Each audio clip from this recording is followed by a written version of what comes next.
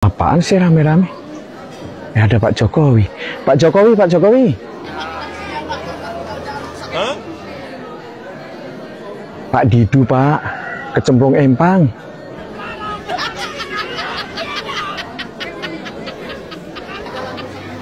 Hah? Saya Didu, Pak. Tadi saya dari sawah. Lihat Pak Didu kecemplung empang. Gimana? Saya Didu, Pak, kecemplung empang. Hah? Pak Jokowi mah. Hai dia aja ngomong. Ya udah, Pak Purnomo aja.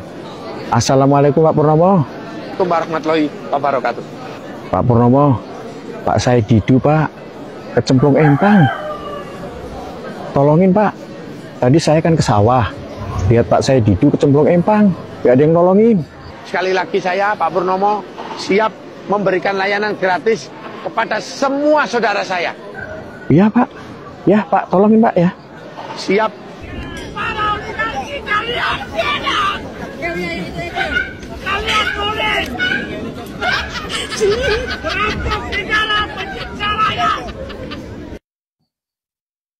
Ya guys, itu tadi adalah parodi ya. Parodi di mana ada sebuah obrolan antara Bapak ini dengan Bapak Jokowi sama Pak Purnomo. Tentu ini terkait dengan aksi Said Didu yang nyemplung ke laut yang di Tangerang itu terkait dengan kasus PIK 2. Ya di sini mungkin Said Didu mau menunjukkan bahwa saya ini pembela rakyat. Padahal Said Didu itu ternyata ya, informasi yang saya dapatkan, dia itu punya tanah di sana. Katanya tanahnya tidak laku, makanya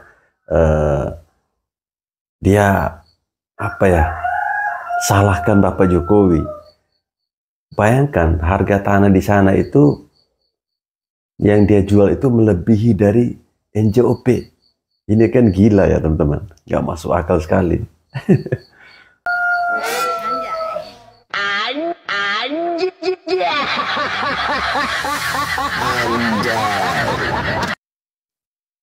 Wow, Pak Anies keren sekali ya, guling-guling seperti ini. Ya Tuhan yang Maha Pengasih, yang Maha Melepaskan dan Maha Pemberi kecukupan, berikan kelapangan pada kami yang sedang terhimpit hutang, baik hutang kepada bank, lembaga keuangan, pinjol, bahkan rentenir. Kami berlindung kepadamu dari bingung dan sedih. Ini jadi ingat waktu masa-masa kampanye kemarin ya, doanya Abah. Ternyata doanya mujarab ya, bisa mendapatkan 24% guys. Kong lang loy, meleng nang nang, hap koi, Helana pula lakat.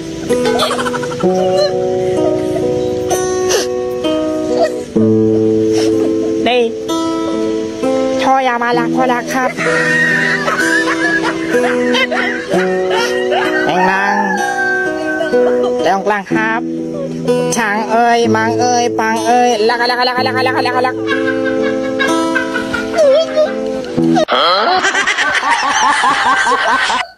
Pang oi, lang. Aduh, ini kok jadi bahan candaannya si Said Didu sama Amin Rais ini. Ya memang wajar lah mereka dibuat seperti ini. Yang kita laporkan adalah pintu masuk untuk membongkar legalisasi perampokan negara, yang dilakukan oleh Presiden Jokowi selama 10 tahun. Legalisasinya banyak sekali, melalui PSN, penyiaran tambang, pengambilan hutan, perkebunan, lahan, dan lain-lain. Itu pintu masuknya. Nah, PIK 2 itu adalah puncak gunung es terjadinya kehilangan aset negara yang diserahkan kepada pihak swasta lewat kewenangan yang melebihi atau kekuasaan yang melebihi kewenangan. Itu yang terjadi. Dan tadi saya meminta kepada KPK sederhana, berapa jalan berapa sungai, berapa pantai, berapa irigasi yang sudah diambil alih oleh PIK 2, apakah ada ganti ruginya ke negara atau hilang begitu saja? Karena sudah berapa kecamatan habis. Jadi itu sederhana, cek di Google Earth apakah PIK 2 yang ada sekarang itu tidak mengambil laut. Siapa tahu sebenarnya sudah ngambil laut, yang kita persoalkan ini yang rencana diambil. Itu harus diperiksa semua. Kalau memang terjadi, maka itu harus kembalikan negara, dan siapa yang mengambil secara tidak sah, semua yang terlibat itu harus kena sanksi hukum, termasuk yang memberikan izin. Kita harus ingat bahwa saya berpendapat bahwa terjadi rekayasa besar di Pantai Indah Kapuk. 2016 Ahok menyatakan tidak mungkin Jokowi jadi presiden kalau bukan berkembang. 2016 Ketua Abdesi yang menyatakan, dan Abdesi ini adalah kepala desa yang di PIK 2, menyatakan mendukung Jokowi 3 periode. Di akhir masa jabatan Jokowi menerbitkan PSN PIK 2. Jadi sangat susah dibantah bahwa pusat kekuasaan pengendali Jokowi adalah PIK 2. Dia lagi. Apakah nggak ada yang lain gitu? Kok yang mana mereka lagi. Said Gaduh, Roy Panci, Abraham Samad. Kok nggak ada yang lain gitu ya?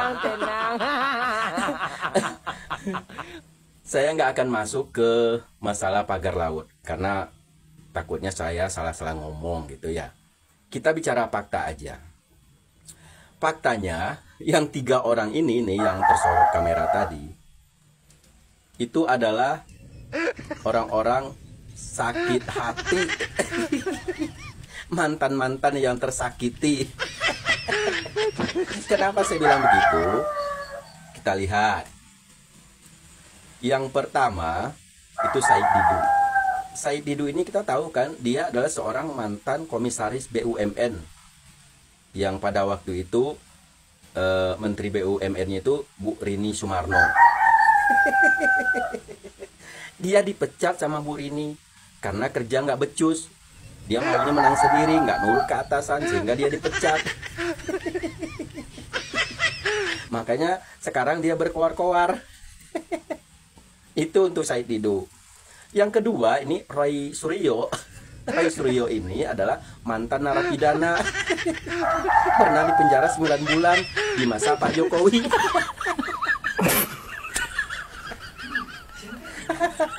Makanya dia ngumpul tuh, mereka ngumpul tuh semua sakit hati. Nah, terus yang ketiga adalah Abraham Samad. Ini lebih parah lagi nih.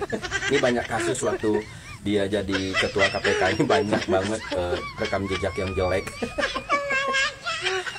Dan yang lebih jelas itu, dia tuh ternyata dulu ingin jadi wakil presiden dari Pak Jokowi.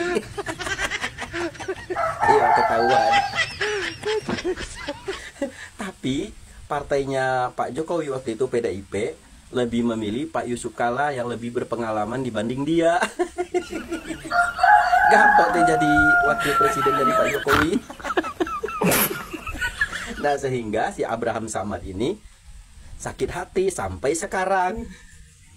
Jadi kesimpulannya sangat wajar lah mereka bertiga ini sakit hati kepada Pak Jokowi. Karena kenapa? Karena di era Pak Jokowi lah hidup mereka ini sangat tersiksa. Makanya Pak Jokowi kemarin pernah ngomong kan, kalau ada yang belum komplit, silahkan komplitin aja katanya kan. Jadi sampai kapanpun mereka yang sakit hati ini akan terus menjelek-jelekin, akan terus memfitnah Pak Jokowi. Apapun masalahnya ya, apapun masalahnya, pasti Pak Jokowi yang disalahin. Aduh, ini Said Gaduh, Roy Suryo, Abraham Samad adalah orang-orang yang sakit hati. Rakyat juga udah bisa menilai. Sekarang tinggal buka Google. Silakan dicek rekam jejaknya masing-masing ini. Silakan dicek. Yang satu waktu jadi ketua KPK rekam jejaknya jelek, pernah terlibat beberapa kasus. Terus Said Didu jadi komisaris BUMN dipecat. Roy Suryo mantan narapidana, bahkan pernah dipenjara selama 9 bulan. Ya wajar banget mereka ini sakit hati sama Pak Jokowi. Karena hidupnya di masa Pak Jokowi memerintah itu sangat tersiksa. Jadi intinya ketiga orang ini berangkat dari kepentingan yang sama, yaitu sama-sama sakit hati. Mantan yang tersakiti. Sampai kapan sakit hatinya? Yaitu sampai mati.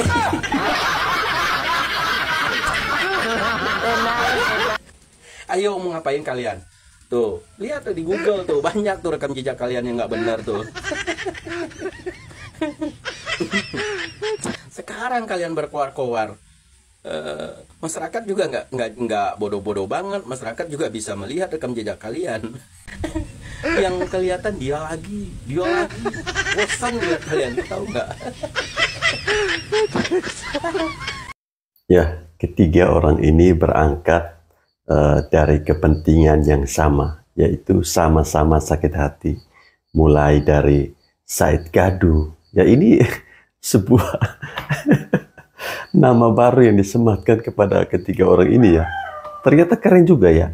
Ada Said Gadu, kemudian ada Roy Panci, kemudian satu lagi Abraham sama saja. Jadi ketiga orang ini adalah kumpulan orang-orang yang dimana pada masa Bapak Jokowi menjabat sebagai Presiden Republik Indonesia, ya mereka ini dipecat. Ya, kita ingat Said Didu ini adalah mantan sekretaris Menteri BUMN ya kalau saya tidak salah. Itu dipecat oleh Ibu Rini Sumarmo karena kinerjanya yang tidak bagus. Kemudian Roy Suryo ya pernah menjadi Menpora zaman SBY. Kemudian membuat masalah di saat Pak Jokowi menjadi presiden, di penjara 9 bulan. Kemudian Abraham Samad ya gagal menjadi calon wakil presiden bersama Bapak Jokowi. Sekarang mereka arisan guys. Mereka arisan, ngumpul 3 orang dengan masalah yang sama-sama dipecat, sama-sama tidak diinginkan oleh Bapak Jokowi. Ayo ngumpul yuk. Kita sama-sama ngumpul, kita cari masalah dengan Bapak Jokowi. Tapi apa daya, yang mereka lakukan selama ini tidak pernah berhasil. Semuanya sia-sia. Jokowi lagi. Orang korengan aja Jokowi yang salah itu ya. Saya heran gitu loh. Assalamualaikum warahmatullahi wabarakatuh. Izin saya sedikit video Bu Irma. Jadi Bu Irma ini harus bersabar menghadapi orang cecongok kelompoknya Faisal ini. Jadi Faisal sama kelompoknya ini orang yang gak waras. Jadi orang tolol Faisal ini. Saya yang bilang orang tolol. Hari-hari sama kelompoknya itu ngata-ngatain Bapak Mulyono alias Bapak Jokowi. Jadi kenapa saya bilang gak waras? Rakyat ini gak bisa dibodoh-bodohi sama ucapannya si kayak Faisal itu. Rakyat Indonesia itu sangat bangga punya presiden seperti Bapak Jokowi sampai 2 periode itu. Jadi rakyat itu jangan dibodoh-bodohi. Nggak bisa bodoh-bodohi rakyat itu. Rakyat ini otaknya itu sudah cerdas. Mana yang benar, mana yang salah. Jadi rakyat itu banyak yang menilai sama kelompoknya si Faisal itu dianggap orang yang nggak waras, sakit jiwa itu. kelompoknya Faisal ini. Juga mohon maaf Bu Irma, memang Bapak Jokowi diusung dari PDI, tapi itu yang milih bukan PDI saja, banyak rakyat kecil, banyak rakyat biasa yang memilih Bapak Jokowi jadi presiden itu. Memang diusung dari PDI, tapi belum tentu orang PDI yang memilih, rakyat yang memilih itu. Jadi apa yang dikatakan Bu Irma itu sangat benar. Bapak Jokowi itu jasanya sangat banyak di Indonesia itu. Makanya Bu Irma ini bilang kalau Bapak Prabowo nggak dapat dukungan dari Bapak Jokowi, dikemungkinkan Bapak Prabowo itu nggak bisa jadi presiden itu. Saya ini rakyat, jadi tahu di mana lingkungan saya, suka sama nggak suka sama Bapak Prabowo itu saya tahu. Jadi memang benar apa yang dikatakan Bu Irma ini. Nggak dapat dari dukungan Bapak Jokowi, mungkin bisa-bisa juga nggak jadi Bapak Prabowo itu.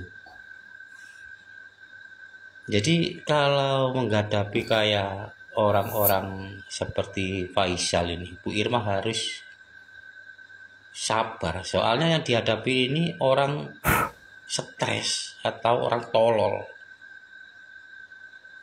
Jadi rakyat Indonesia itu nggak bisa dibodoh-bodohi sama kelompoknya Faisal ini. Rakyat Indonesia itu sudah cerdas. Bapak Jokowi itu presiden terbaik, goblok. Saya yang bilang Bapak Jokowi itu yang terbaik. Saya ini rakyat kecil saya ini. Terima kasih Bu Irma. Ya, Ibu Irma Caniago, elit atau kader dari Partai Nasdem. Orang ini kita harus acungi jempol ya.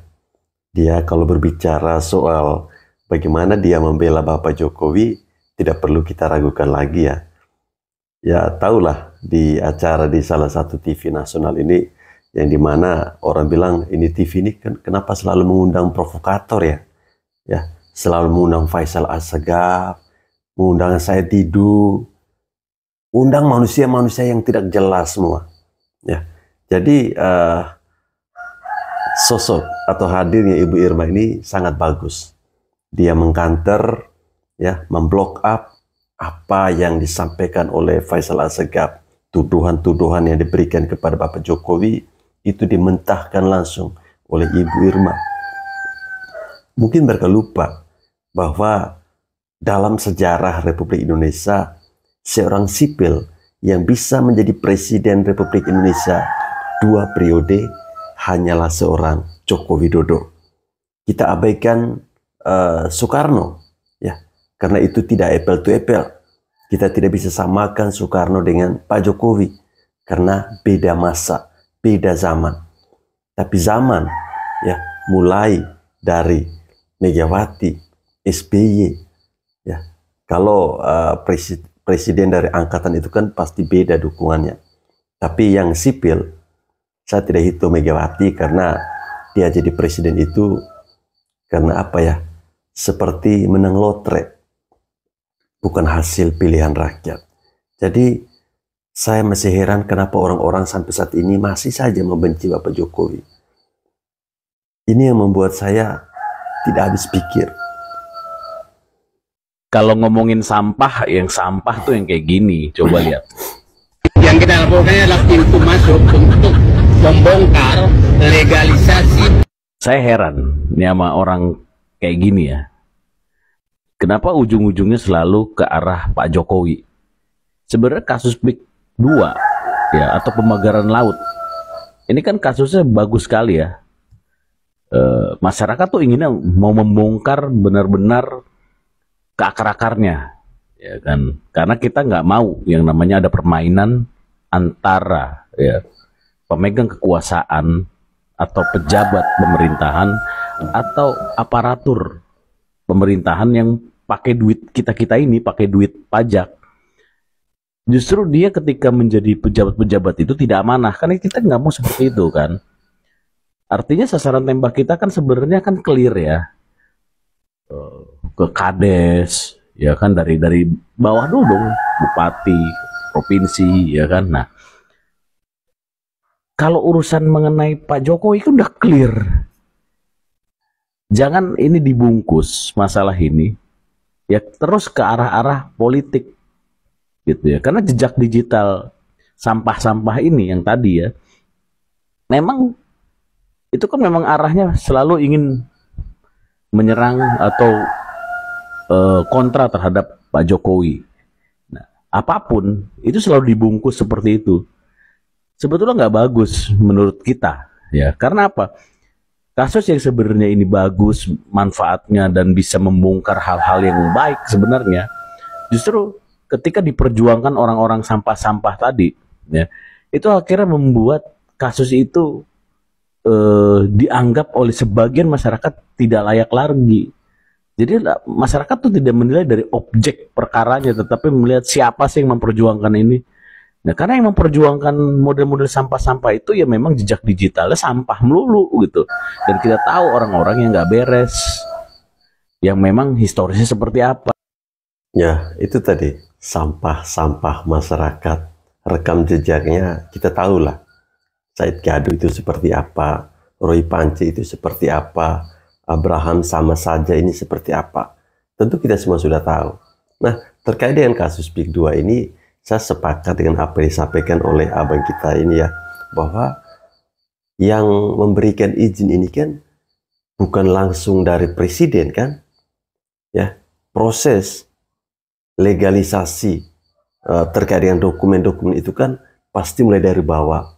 Tentu ada RT-nya, ada kepala desanya, ada camatnya, ada bupatinya, ada gubernurnya, baru yang terakhir itu ke presiden. Tapi ini ketiga sampah ini langsung ya, tujuannya mereka itu langsung menyerang seorang Bapak Jokowi. Ini kan gila ya teman-teman. Kayak kurang kerjaan aja ini sampah-sampah ini.